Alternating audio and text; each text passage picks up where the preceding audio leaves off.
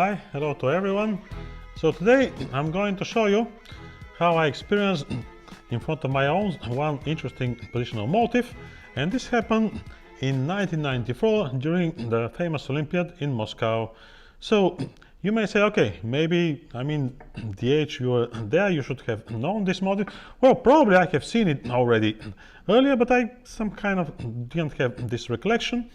And it was the game which first I'm going to show you was played on this Olympiad, which, like I've told, it was quite memorable because we won against Russia, and the Russian team was with Kasparov and Kramnik. I played a draw with Fiedler. Kasparov got checkmate on the 7th rank by Topalov in a Sicilian in a rather crushing defeat, so it was quite interesting. Kramnik, I think, won against Giorgi, and Spasov won against Bareev. At the end, of course, Russia became World Olympiad champions, something which recently they can accomplish. Probably there is some reason, so the quality maybe is not the same, but okay, they have to discover what is happening. They can become like Olympiad champions. So the game I'm going to show you was played in the 11th round, and it is a game by Evgeny Bareev with white and Giorgadze. So the game itself was not like a difficult one. So this positional motif, then I searched and I found incredible examples by the great Mikhail Tal of the same positional motif, which is an exchange sacrifice at the square e6. A rather interesting, positional decision. So in this game, which was played in 1994, I repeat, Moscow, d4, g6, e4, c6, h3. Well, usually play knight c3, d5, h3, but especially this system after bishop g7, knight c3, d5, white has two ways to play it. So one of them is without h3, just to play e5 and f4, is very aggressive, but also a very calm and positional approach is the one you're seeing now with knight f3. Well, curiously enough, this system for black had a very strange name. In Bulgaria, it's called the red system. Why? I don't know. It beats me. I don't know the reason why we call the system, the red, but it has this peculiar name. I don't know how it's this system in English. In my base, I call it like systems with G6. So, but in Bulgarian, clearly it has the name the red system. So here, after the prophylactic H3, white is ready to develop their piece quite comfortably, and in this game, black plays knight f6, one of the popular continuations. Just to give you a little bit of information, on knight f6, we play e5, knight e4, capture on e4, and then we play knight g5, and then e6. So this is like the most unpleasant line for black.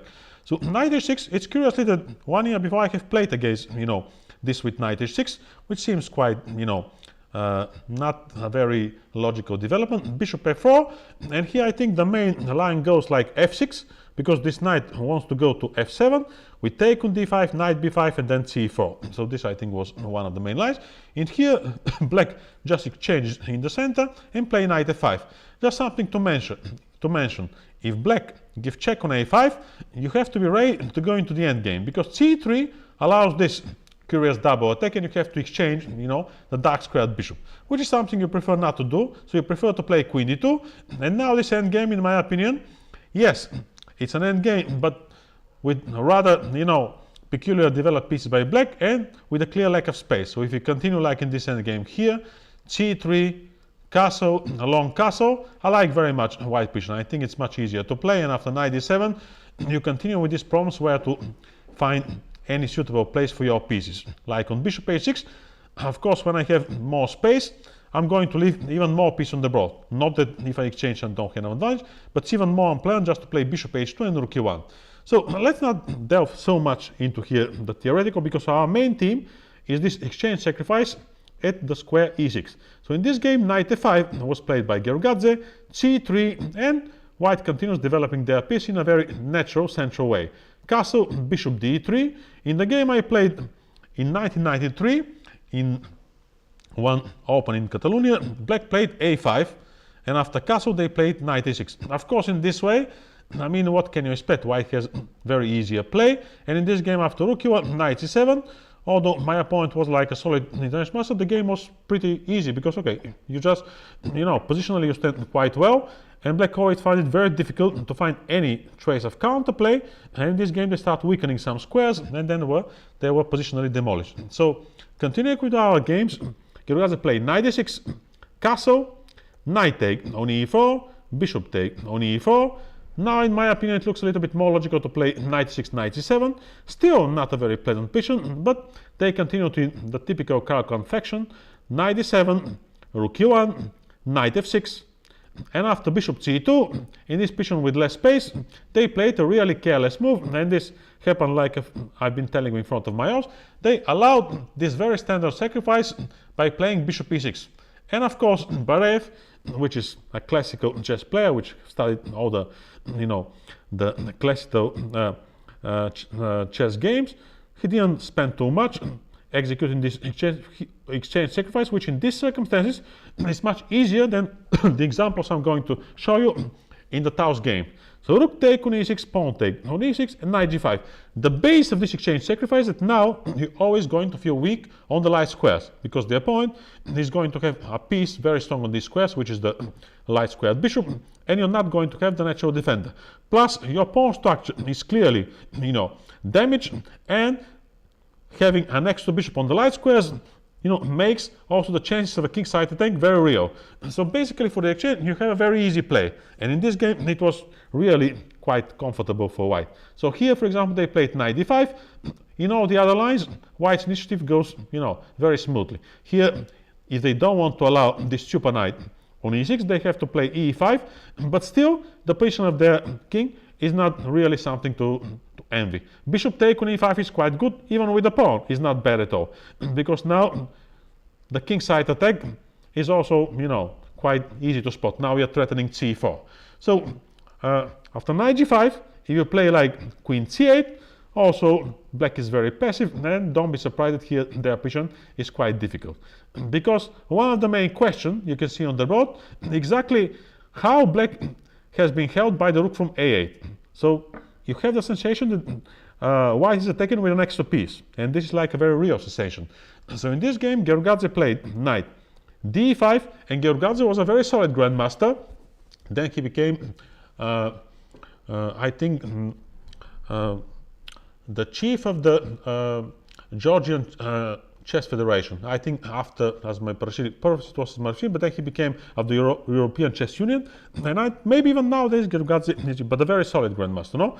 So knight d5, bishop g3, he defended the pawn, queen g4 with a tempo, not only attacking on e6, but transferring the queen on the very weak king side, which now who is going to protect the light squares? This is a problem. Now, if you play rook f6 to defend the pawn after queen h4, basically getting demolished. I mean, the next move is going to be knight c5, so very bad. Now, if you play knight f6, looking like a move with a tempo, the opponent is not going to exchange the queens, which is going to be very much relieved. No, he's going to play queen e2, and he's going to bring all of the pieces. And especially the light squared bishop is doing something, exceptional damage. So in this game, black, out of necessity, with obvious problem, they decide to give back material, but the pawn weaknesses still remain. So rook f5, rook e1, there is no hurry to capture back the exchange, knight f6, and now bishop take on f5, making full use that you can capture on g4 because you're going to continue losing material, a lot of material, by capturing here. Knight take on e6, the knight is hanging, and if the knight goes back, knight take on g7, rook take on e7, rook take on b7, basically the black position is falling apart because they are losing everything. So after bishop take on f5, they captured with the e pawn. If you capture with the g pawn, well, I mean, the pawn e6 is weak, the king side is terrible, very bad. So e take on f5, queen e2, rook e8. Well, black managed somehow to keep some sort of a, not completely lost position, but positionally they're standing quite bad. And maybe this was the reason why, very quickly they made a tactical blunder, because probably they were quite disappointed by the position. Especially in a team championship, you feel quite bad when you get so early such terrible position. So knight e6, and when you have a knight on e6, usually this is not a very good sign. Now, you have to play knight e4, because if you play bishop h8, knight 7 with a tempo, and queen takes on e7. So knight e4, knight take on g7, and here, of course, they should have played king g7, check on e5, and we have a position in which white have clearly the better minor piece, a much safer king, and a better pawn structure and more active pieces. But at least the game is not over, no? although they have a clear positional edge. Instead of that, here the game made it very quickly by Black playing knight take on g3, and they just blundered the so-called intermediate move, queen e5. After queen e5, they lose a lot of material, so that's why they resign. Not a very complex game, but it became, interesting for me. Okay, let's take a look if I can find some better example, interesting examples with this interesting rook take on e6 motif. And I found in the hands of one of the greatest chess players that existed, the great Mikhail Tal. So here is a game he played with an international master from Bulgaria, who for quite some time he played on the Olympiads at the team for Bulgaria in the early years. And I had even one chance to play against him when I managed to get my first international master norm just before I went into the military for 2 years, which was then needed to do in Bulgaria. So I played with Atanas Kolev, the opponent of Tal, and I won a very nice game with Black. Although he was semi-retired, but he played at this tournament. Now, before I show you this very nice example of the game of Tal, here in the same system which Tal played against Kolarov, I remembered, because I have seen one of these very rare examples, I'm not going to show the whole game, but of Botvinnik, which played at the end of the 60s in the team championship in the ex-Soviet Union, before Russia, it was Soviet Union. He played against a completely unknown opponent, this type of position, and he got completely annihilated. Although you've never heard of his name. His name is Buyakin, and okay, I don't know what kind of elo he had, but this is a very rare example just to show the opening. When Botvinnik played the kind of a red system, like the game we watched, and he got a very bad opening position. Although the move order was quite interesting. d4, g6, knight c3 by his opponent. He wants to play e4, d5, and now he transposed into this system. So bishop g7, knight f3. The idea on bishop g4 is to play, bishop c4 and to threaten, capturing on f7. So Botvinnik play knight d7, bishop c4, exactly what we are going to see in the game of Tal. So that's why I want just to show the opening of this game. Knight b6, bishop b3, a5. So Botvinnik tried to play very originally, but you can invent chess again, even against not a famous player. When he played just classically in the center, the results were quite bad for the Botvinnik. So c3, a3, bishop c2, knight f6. Now a very common theme, you just deprive Black of castling. So the result of the opening are quite poor here for Black, but Botvinnik tried to compensate with this super original maneuver with the rook, but it didn't help very much. Queen c1, rook g8, well, trying to trap the bishop, but the bishop just goes to f4, whistling away and saying, okay, do you think that your ideas have, any rational, meaning? Rook e1, g5, bishop e5. Now, of course, Black position makes a very poor impression because, they have pushed the a pawn, the g pawn. You can never believe this was Botvinnik playing with Black. But yes, he was Botvinnik. And here, after rook take on e5, knight take on e5, he gave up this pawn. The opponent captured the pawn. And then, step by step, he realized his advantage basically with an iron technique, without, making like a wrong step. So this was a game played in 1968. Now, why I show you this game? Because the same scheme we're going to see in the game of Tal with Kolarov played in a European team championship in 1970. So let's take a look at this game. So Caro-Kann was played, and after knight c3, the international master from Bulgaria, Atanas Kolev, opted for, like I've told you, the so-called system, the red system, which we call it in Bulgaria. Knight f3 by Tal, bishop g7, and now h3. We've already looked at knight h6, the original game when I saw, the exchange sacrifice on e6. Now, in this game, Kolarov opted for taking on e4 and playing knight d7. Now you know that if you play knight f6 immediately, I'm going to capture and play bishop h6, which is quite unpleasant. So knight d7, bishop c4, knight f6, knight take on f6. No need to repeat that bishop take on f6 is going to be punished by bishop h6. It's not winning by force, but it's quite unpleasant position. Now, knight take on f6 by Kolarov. Here, the problematic piece, that's why we developed the bishop on c4, which is an active square, is the bishop from c8. Now, castle, rook e1. Black tried to solve the problem of this piece by putting it into a more active position, like bishop f5. And of course, they are dreaming if they can exchange this bishop for its colleague, the light squared white bishop. But let's see if Tau is going to permit that.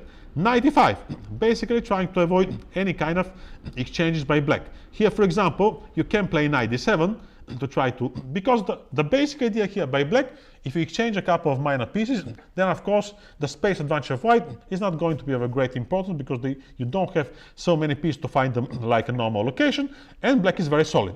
But white is preventing them. That's why Tau played knight e5. If you play knight d7, you are permitting a quite common tactic, g4, and you're going to lose material. On knight d5, probably Tau would have played bishop b3. Of course, he's not going to play bishop g5 and, you know, to allow the fork f6. So bishop b3, bishop e6. So this also makes sense. You want to play knight c7 and at least to exchange a couple of minor pieces. Here white can play c3, knight c7, and here one idea, aggressive, needs to try to use the h-pawn to try to provoke some weakening on the king side. It makes sense because here you can play h5. This is an important detail, because if you play h5, I have this, you know, not a very complex tactic, knight g6. And by playing h4, when you take on b3, at least you are activating one of my pieces with the tempo, the queen. So that's why h4 is not a bad idea. So here, and queen take on b3. Just to give you some ideas. Here, Kolarov tried to put the light squared bishop into some decent position. He played, after knight e5, bishop e4, moving to d5. Tau reacted with bishop g5, bishop d5, and of course he avoided exchanges by playing bishop d3. Now, the bishop is some kind of a limbo now, and have in mind that the rook from e1 and the bishop on g5 are looking at the pawn e7. So he tried to take some measures. He played bishop e6, c3, now knight d7. Well, on knight d5 also the position is, you know, more unpleasant for sure for black. So he tried to cause some exchange, but of course Tau is avoiding them. He plays knight f3. Now the next move allowed what is our main theme, the sacrifice on e6. Maybe he thought that he'll have time to play knight f8, or maybe he thought that in this position rook take on e6 is nothing to worry so much because you have knight f8 then, no? And okay, let's face it, you are sacrificing just exchange, not even for a pawn. But it's so strong positional idea, especially in this pawn structure, because it's going to be combined by obvious positional pressure on the light squares plus weak king side. And Tau is going to show us this, you know, in a very convincing way. Probably it was better to play knight f6 here. Although the same sacrifice, which is not like an obligation here, you can just play queen e2, and then, you know, mobilize the second rook. But rook take on e6 also here is quite interesting. Just to show a couple of lines. Queen d6, and you're going to see this is just a positional idea. Here, bishop d2, bishop d2 is played to prepare knight g5. So reminding you that the king side is quite shaky. If you play knight f4, I'm going to exchange one of the bishop, but I'm going to get something in return. Here, of course, I'm capturing immediately, and on this move, I have, you know, an immediate, you know, very obvious initiative on the light squares, more than obvious, no? Now, if you take on this check, if you play king h8, I'm going to take queen take on e7. Already I have a pawn, and still, you know, you have pawns on the king side and pawns on the light squares, and the bishop is looking at the pawn d4. So not a very brilliant piece also. A clear positional compensation here, no? And I have two pawns. Yeah, because I've taken on e6 and e7. I even, you know, didn't see this immediately, but now with two pawns, a clear advantage of white. No. So if you play here after bishop d2, if you take with the rook on f4, just play knight g5 with the tempo, no? And how you're going to sustain the pressure on the light squares is a mystery. If you play bishop f6, then white proceeds with h4, and now h5 is a real threat, no? And then the battery, no? You always have to think about the battery queen e4. So if you play knight e4, I'm capturing, playing g3, and then h5, and it's clear that the attack is super strong here. I mean, I don't know how you're going to survive. The last move, queen h5, was threatening checkmate on h7, no? So here, rook take, and okay, here it's a completely, in my opinion, resignable position, very bad one. So even after knight f6, here, rook take on e6 was quite good. But here Kolarov played rook e8, hoping that the knight from f8 is going to be more useful, but it allowed the sacrifice even in worse circumstances for black. Rook take on e6, pawn takes, and now queen e2. I just want to capture on e6. If you play knight f8, let's take a look. Bishop f4, preparing, you know now, knight g5, queen a5, bishop c4, all the white pieces are coming, And the great question is exactly how it's helping the rook from a8. Yes, you say, maybe later, no? But maybe later there'll be no game. Maybe the game will be finished. Because the rooks need to open files when they're crawling on the back rank and there is clear initiative, especially towards the king, then not much use of the extra exchange. So bishop c4, let me show you some line. Queen here, queen e3, just keeping all the active pieces here, rook e1. So you see the initiative is coming in a very natural way. Bishop take on e6 with a tempo, no? Knight take on e6. Yes, now you don't have the light squared bishop, but already the weaknesses on the king side are more than glaring.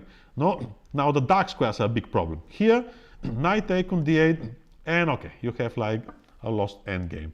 So after queen e2, probably Kolarov saw that here it looks not, very here, so he said, okay, let me give back material immediately. And he played e5. Let's try to close some files. But like many great players have experienced, it was very difficult to close files against Mikhail Tal, against, this real chess wizard. Almost impossible. So e5, bishop c4 check, king h8, pawn takes on e5. Still problems with space, and the pair bishop is still quite annoying. Queen c7, and now we have good use of the light squared bishop, because, okay, he's the only one who is dominating on the light squares. Bishop f7 by Tal. Now, one of the ideas when you're under serious pressure is to give back material. Well, it's a good idea, but it's also not functioning perfectly here. If you play knight take on e5, bishop take on e8. Now, if you take on f3 here, I just play queen f7, which basically is a double attack, and an unpleasant one. Rook d8, rook e1, you're going to lose material. If you play queen d7, rook e1, so you're going to be a pawn down and probably in a lost endgame. If after bishop take on e8, you capture with the rook, then we play rook d1. Why? Because in almost all positions, the rooks strive to be on open files. Here, at least you're going to lose a pawn.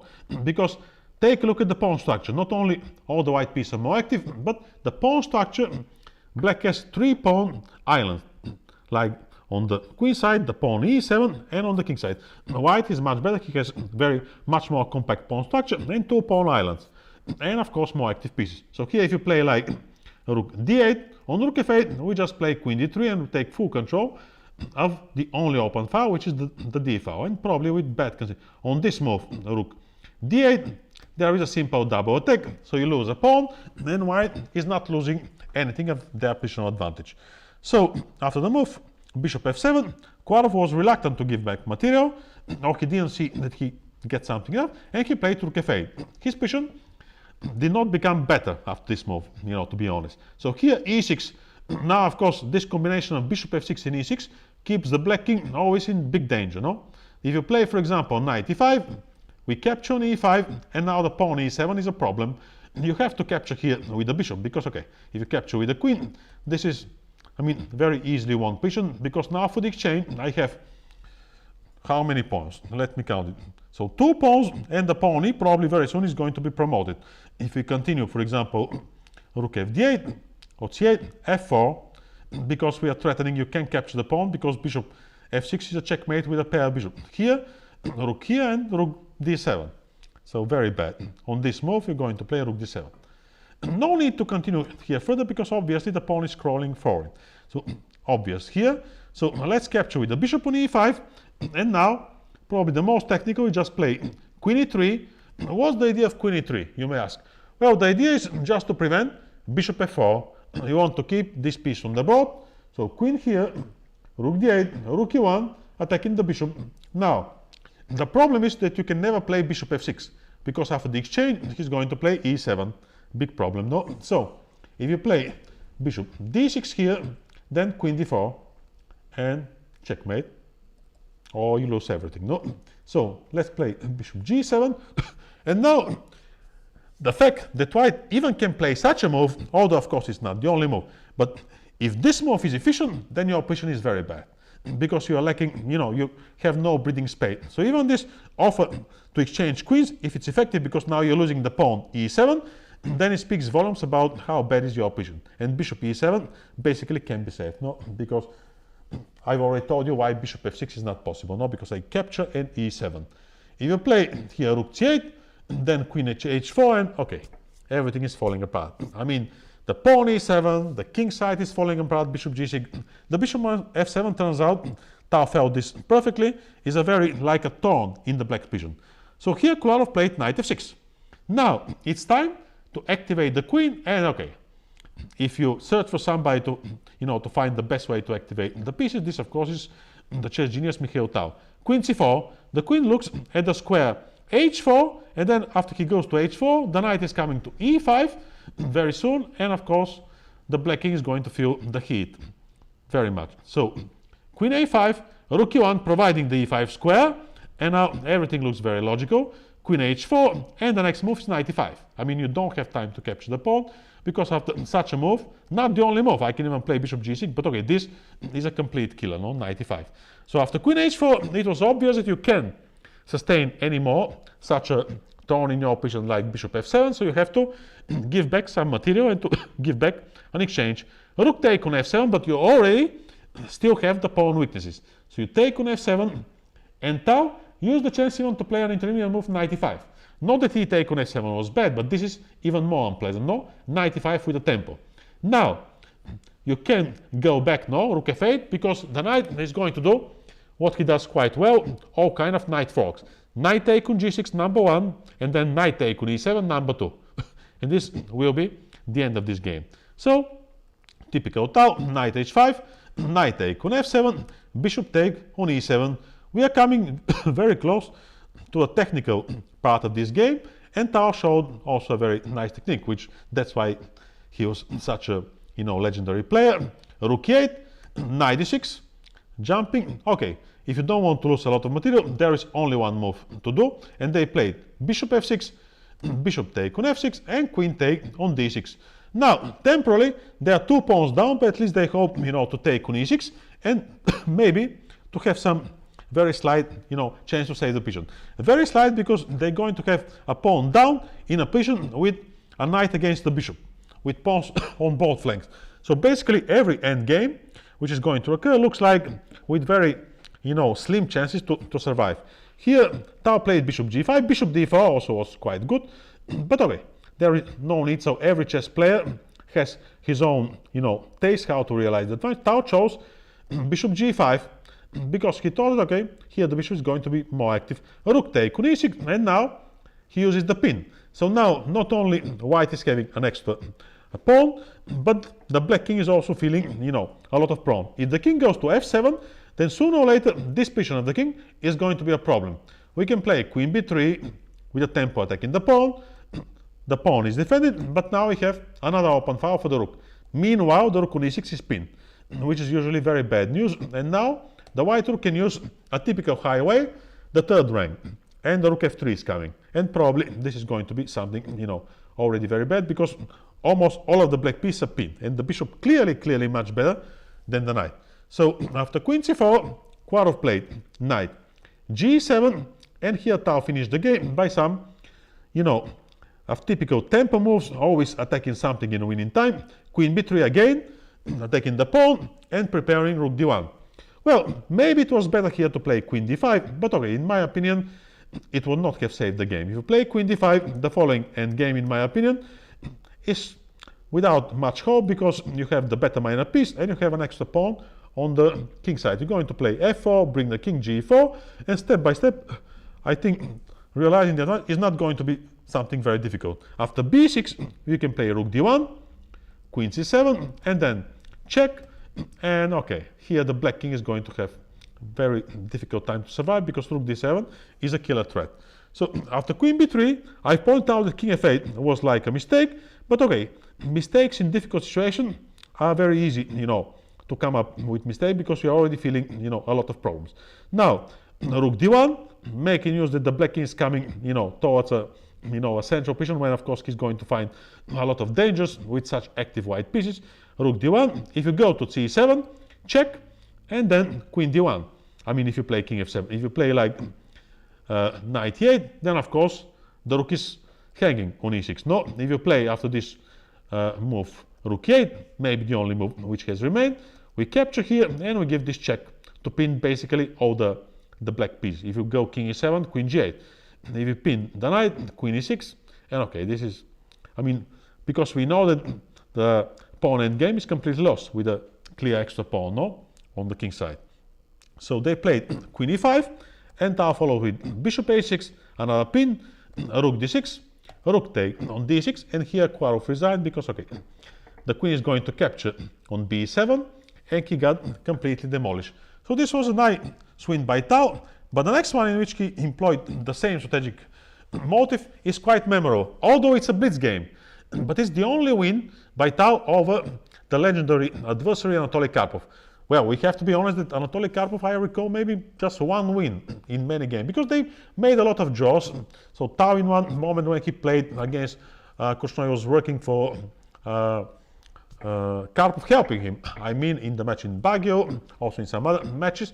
So they made a lot of draws, but I recall that maybe one win by Karpov, maybe he has two, but I recall only one. And Tal had, in the first, when Karpov was a young and very promising grandmaster, he had some good position Tal. He couldn't win, but this one was a really remarkable victory, and this was by using, again, our team of today, the exchange sacrifice on e6, and it's a rather spectacular game. It's quite interesting that Anatoly Karpov has already employed the same strategic team in a game he played earlier than the Blitz game. But of course, in Blitz, you have very short amount of time. Sometimes you got a little bit careless. Although the way that Tal sacrificed on e6 in this game is maybe the most spectacular one. But on Blitz game, okay, he liked very much Blitz. He got a lot of imagination. You're going to enjoy really this game. Now, let me first, after e4, c6, Tal was with white. Let me first show you the example, not the whole game, because it was like a long game, and at the end, Larsen was in a severe time trouble. So the game in which Karpov in 1979 employed similar exchange sacrifice against Larsen. So it was not new for him, for sure. So this game was from 1979, and Karpov is with white. And you're going to see the same exchange sacrifice, although in better conditions for black. So e4, c6, the same opening, Caro-Kann. Here, Karpov played d4, not in our game. He played d4, d5, knight d2. And here, after knight e4, knight f6, one of the rare occasions when Karpov played knight g3. Or at least I have not seen many games of Karpov with knight g3. The favorite line of Alekhine, which I have played almost exclusively when I was playing Blitz here at the Twitch streams. It's interesting because it keeps more peace on the board, and Alekhine was a great tactician, okay, also a great positional player, the 4th world champion. So he liked to play this line. There is a famous game against Tartakover, which was played after e5, knight f3, and here, you know, comparing his game with Capablanca, when he captured with the queen on d4, and there was a very drawish endgame. This time he captured with a knight on d4, and Tartakover played very badly this game. He got completely annihilated, but his game was really surprisingly very bad, especially in this one. So here, just to give a little bit of information, most of my opponents plays this move h5, which in my opinion is strategically risky. I still keep my opinion, no? But in this game, with Larsen played a solid move. Maybe not the most active, but I think it's one of the most solid moves, g6. At least he tries to, you know, to limit the scope of the knight from g3. Karpov played knight f3. I'm showing you this game just to see that he also have already tried this motive, exchange sacrifice, on e6. Bishop g7, bishop e2, castle, castle, queen b6, b3, Karpov with white, Larsen with black, bishop g4, bishop b2, a5, a4, knight d7. Now he gets the pair of bishops, rook d8, queen e2, and Karpov, like all the great players, also of course Magnus Carlsen, he likes very much to play position with a spatial advantage. Well, all the great players treasure very much, you know, the advantage is space. So rook e1, knight f8, queen c4, knight e6, and here Karpov employs the same theme, rook take on e6 and queen take on e6 check. So you see that Karpov was quite familiar, you know, with this theme. And the game went king h8, rook e1, queen b4, h4, queen e6, queen h3. He got initiative on the king side. Larsen played this game quite well. So it was a complex game, but at the end, Karpov went because in time trial, just before the first time control, Larsen really missed quite a few tactics. But it was a complex game. So Karpov was quite familiar with this team. Now let's take a look at this brilliant Blitz game of the super, you know, incredible chess player Mikhail Tal. and his only victory, as far as I know, over Anatoly Karpov. So e4, c6, c4. Well, one of the lines against the Caro-Kann is attack pawn off. I've played it quite often. I usually play it like that, like d4, d5 in the pure form, and now c4. Yeah, so you see that against the Caro-Kann you have very different system. So, and nowadays, for example, after d4, d5, the world champion Mikhail likes to play very often e5. And on bishop f5, he plays also a system based on a space advantage with c4, an active one. After, for example, c5, I remember that at the end of August, in the previous year, 21, when there was many online tournaments, he scored a very impressive victory against Naroditsky in one of these online tournaments. I think it was AIM Chess Rapid. At the end of August, he played this curious line, which was a line also employed by the legendary Mikhail Tal. So he employed this exotic line, take on c5, e6, and now Tal's move, queen g4, which is one of these rare exceptions when the queen goes out early, but prevents black from developing easily their king side. And he scored a very good win against Naroditsky. I mean, just to show the first move. And it was about development. So Naroditsky played knight e7, knight f3, capturing on c5, bishop e2, knight e7, getting to f5, at least to defend the king side. But Magnus Carlsen opened up the position when he has acquired a lead in development, and he scored a rather impressive win. So, just to see how similar it is between these great players. So, in this Blitz game, Tal played c4 and Karpov d5. Of course, Karpov has played Caro-Kann basically throughout his whole career. How it started? It started with the candidates matches when, for the first time, he employed against Spassky, like a big surprise. It was a big surprise, and he played it very well. Then, of course, he didn't play it for a long period of time, and then he started to employ it back, especially against Kasparov in the latest matches, and also when he played also against Kamsky, against Sokov in this candidates match in the latest periods of his career. But he was quite successful with Caro-Kann. His way of playing Caro-Kann was mainly in the earlier stages, when he employed for the first time against Spassky, played in a classical way, with the bishop f5. Then against Kasparov, he played with the fourth move after capturing on e4, knight d7. So, okay, his stage changed a little bit. So here, against Tal, they played here, and Tal captured twice on d5, and we have a sort of a version of the pawn off attack, slightly different. Knight f6, knight c3, knight take on a5, knight f3. So this is like a kind of a different move order, which I've seen a colleague of mine, Grandmaster Kolev, employed with white, in a good way. So knight f3, knight take on c3. Well, Karpov liked to take on c3. He employed also against Sokov in their match, in the candidates, in a much, later year. So he likes, this pawn structure when white has the so-called hanging pawns in the center. Of course, the hanging pawns are much more dynamic than the isolated pawn.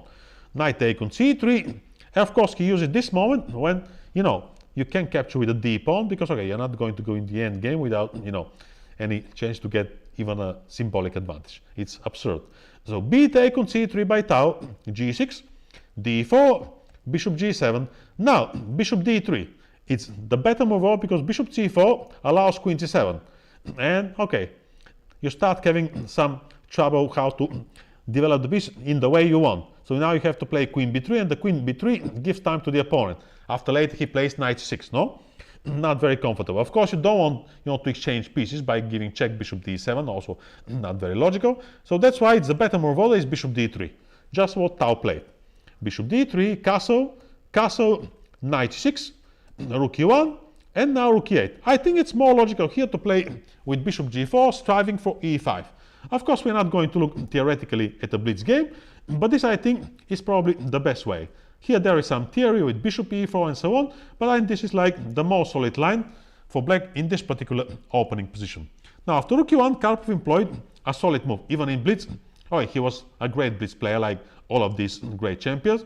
So rook e8, and now bishop g5. Now, you still can play bishop g4, but in my opinion, this is under worse circumstances because e5 is not going to be an option anymore. So this is like an important detail, no? And this was like the point of white playing bishop g5 by Tal. He wants to prevent any e5, no? So after bishop g5, carelessly here, there are other moves like queen d6, makes more sense, queen d2 and so, but carelessly, Karpov played bishop e6, and he allowed rook take on e6. Well, he thought that maybe in this circumstance it's not going to be a big problem, no? But okay, you have to be, like I've put here in my comments, you have this tendency to be more careless in a blitz games. And I know, even if you play on 3 minutes, sometimes you make a move by your hand, and then you say, oh, how I played this move, I should have played another one. It happens, no? So even the great players can make some kind of inaccuracy. So bishop e6, and Tal, of course, didn't need like a second invitation to make one of exchange he was very much familiar with. So rook take on e6, pawn take on e6, bishop c4. Now we start pressing on the light squares, and we are not forgetting about the opponent's king. Now, in the game, Karpov played queen e6, defending the pawn. If he gives up the pawn immediately, well, in my opinion, we are much more interested here on the chances on the king side.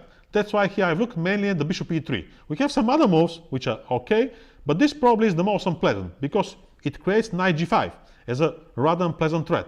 How we can defend it? If you play like queen d6, this move is already, bringing all the white pieces, which is a problem, no? If you play like queen a5, the idea of queen a5 is to defend with this move by vacating the square d8 for the knight. But white also can correct their way of action. They can take bishop take on e6, and now if you take on c3, rook c1, and then knight g5, bishop b3, and we have obvious ideas like queen g4, queen h4, or even start pushing the h-pawn. Black position looks very passive. Even the rook from a8 is quite upset because the knight from d8 is taking his only chance to play in the game. So not very happy. Now, if you play not capturing the pawn, but you play first knight d8, we just go back. Oh, okay, I've looked even bishop d7, but bishop b3 was not bad at all. Bishop d7 and queen b3 also looks quite unpleasant for black. And this is me being polite. So another option after bishop b3, at least to get some activities, to play e5. But then the whole diagonal is glaringly weak, no? After rook f8, we are not going to give black the chance to get back material by, taking on f7 and taking on d4. We're going to play in a much more efficient way. We're going to play knight e6, and after here we're going to take on f8 and then play d5, and we're going to enjoy a pair of bishops and quite bad, in my opinion, black pawn structure. I mean, here I don't like their position. e4, bishop take on a7, and the bishop start doing their damage. Here, for example, the king is also not something to be remembered. So here, after bishop c4, Karpov decided, okay, we're going to stick to the pawn and played queen d6. Very typical of Karpov, no? Solid defense. Queen e2, renewing the threat, and knight d8. This was the point of queen d6, no? To keep this square, and meanwhile, the g5 square is still not available, no? So white needs some time to reorganize their pieces. Karpov thought that for this time he's going to be able to create some counterplay. Let's see. Queen e2, attacking on e6, knight d8, rook e1, bringing all the pieces. Very typical Tal. This is a sign of a great player. Rook c8, trying. Here, for example, we also see the other, his opponent, that he's also a great player because he found a way to regroup his piece and to include everything. Even the rook from a8 now is, doing some kind of action. Knight e2 by Tal. Now, of course, he is creating the chance later on this knight to go to e4. And the h-pawn now is ready maybe to go forward. And don't forget, this is a blitz game. If you play here, for example, queen c7, probably Tal would have started pushing the h-pawn. Now, Karpov took some precautions here and played king h8, which is a pure prophylactic, no? Because at least he don't have to worry capturing on e6 with a tempo. But now when the king is on the h file, the pushing of the h-pawn looks very, very logical. Because it's a blitz game, Tal first played knight e4. h4 immediately probably is even much more unpleasant. But we can be critical of such a brilliant blitz game, no? It will be a little bit too much. So here, Tal played knight e4, typical tempo move for a blitz. The queen goes back, bishop b3, and now he is ready to push the h-pawn. But Karpov made use of the prophylactic king h8 and starting with counterplay. e5, wanting some activity. Now, if white wants to be successful, he doesn't have to lose any time at all. And this is what Mikhail Tal did. He doesn't look here to play like d5 or something. He starts pushing the h-pawn. He wants to give checkmate. Now, no here precautions on the king side is going to give any relief. So if you include the move h6, then bishop d2, capturing, queen g4. You see all the white pieces are coming, and probably the end is going to be a checkmate. Like here, if you continue the line, after this move, you're really going to get checkmate, because now I'm threatening queen h6 checkmate, and I don't know how you're going. And the other threat, of course, obvious, is queen take on e8. So how you're going to prevent everything is a bit of a mystery to me, no? I don't know how you're going to prevent everything, but probably you're going to get checkmate here. Like one other thing which I'm looking at, let's take a look. If you play like knight f7, how are you going to give the easiest way to give checkmate? Queen f7, you take on e1. Do I have a checkmate? What will be? No, bishop take on f7. Yeah, yeah. So this is like no, bishop take on f7. Simply, it's not keeping nothing. I'm still threatening queen h6 checkmate. So yeah, the situation is quite hopeless. So after h4, h6 is just weakening even more the king side. Not very good. So that's why they continuously to try to create some counter chances by capturing on d4, and there follows h5. Now the heat is on. Let's see what black can do to defend, and especially this in time trouble. And you're always in time trouble when you play a blitz game. It's very difficult to defend this type of, and especially against the most dangerous attacking player like Mikhail Tal. Now let's take a look at some black options. If you play, let's first just the most favorable. We just capture the pawn c3, then we capture on g6, and we are threatening just to give checkmate on the h file. Now we try to block the bishop, the queen goes here, we try to defend, and okay, here of course we're not going to defend anything. Now, so capturing the pawn is a little bit too much. Let's try to include in the defense the queen on the 6th rank, queen b6. Now, queen g4, the queen is getting. Now, any captures here are going to end up very badly, because this is like a very unpleasant threat. I mean, what you can do here, I mean, the bishop does not have square.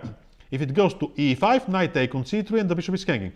If it goes to f8, probably we're going to go knight f6 probably is winning basically everything. Queen d7, oh yeah, queen d7 at least you have queen 6, but knight f6 probably is winning, no, on the back rank. So after queen g4, let's try to make some attempts to defend. Like, okay, this move is also bad because this is a rather obvious, trapping of all the pieces, no? Now let's try something more natural, like to defend the 7th rank, like with rook g7. Here, queen h4 with a tempo. We are threatening also h6, which is a problem. So if you capture here, knight f6. Well, this is because of the pin along the e file, and it's a rather disturbing one. No, knight f6. What else I have written here? On d3, just h6, and then again the same thing, knight f6. So a lot of motives, and Tal probably, could have seen many of them. h6, we just play knight f6. And now we have, okay, if I take on g5, what is going to be? Knight on g5. Do we have a checkmate? Knight here. Maybe, yeah, queen g5. Queen g5, queen f6. No, if you take on g5, I'm looking to see some kind of a checkmate, how it's going to be. If you take on g5, queen, knight here, check.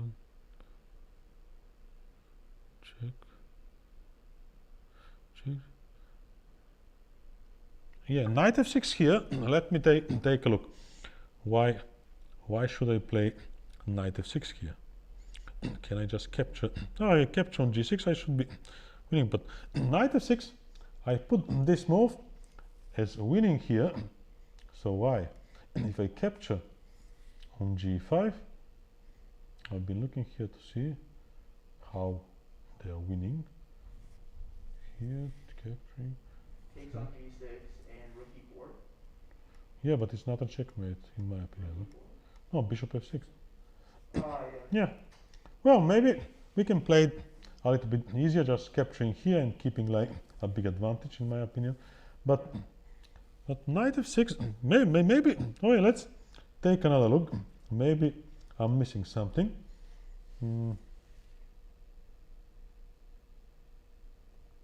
yeah, what I'm missing here is just the queen is just going to step aside, like here. Let's say, what is a safe place? Let's say here. Yeah, we need some time to think. Oh, maybe not here, because the rook can take. Okay, let's find it a better place. Probably on, okay, queen here, for example, wins, because I'm attacking too many, the knight, this is hanging on e8. But maybe queen h1. Now, what can you do about capturing on g6? Basically nothing. No, I'm going to give you this checkmate. Yeah, so you need some time to think it over, and then you're going to find.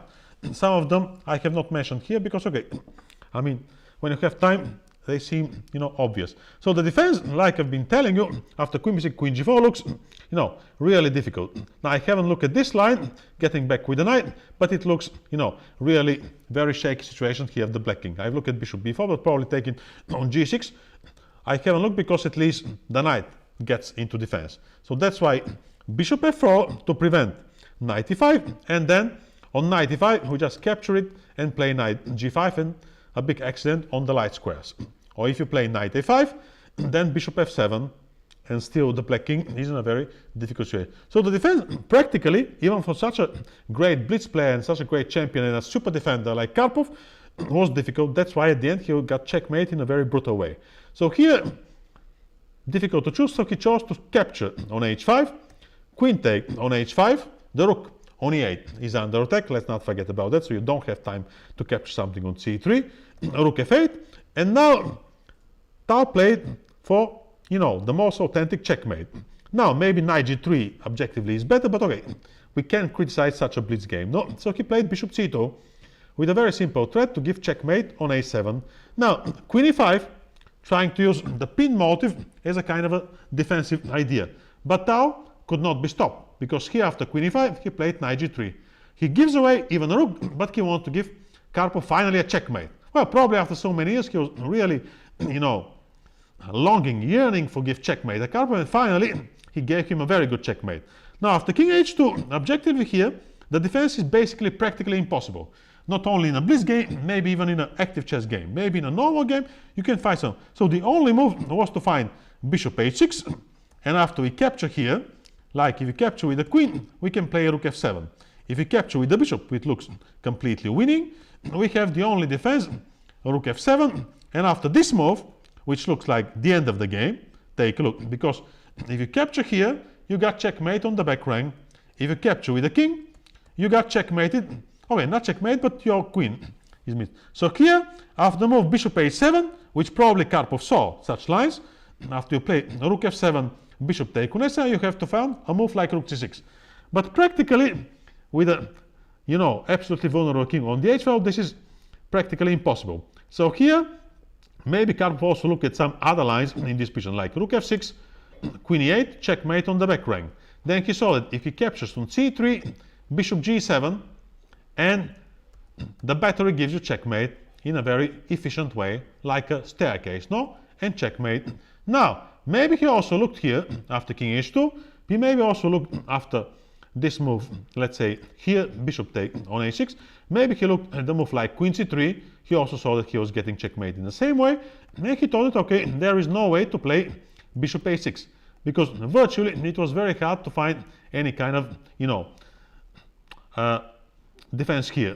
And probably he saw, in my opinion, that there is such a move, bishop take on a7. And that's why we came with the move h6, although it's not saving anything, and it still got, checkmated. So he played h6 in this blitz game, bishop take on h6 by Tal. Here, there is no way back. If you play, let's say, rook c6, then this cover check, and after you cover with rook, because, okay, this, of course, is also a checkmate. Not even mentioning that your queen is missing all the time. So if you play rook h6 here, let's say here, bishop take on h6, and again threatening checkmate, so you're not saving anything. So after bishop take on h6, Karpov played king g8, and here, Tal finally gave him a very good checkmate.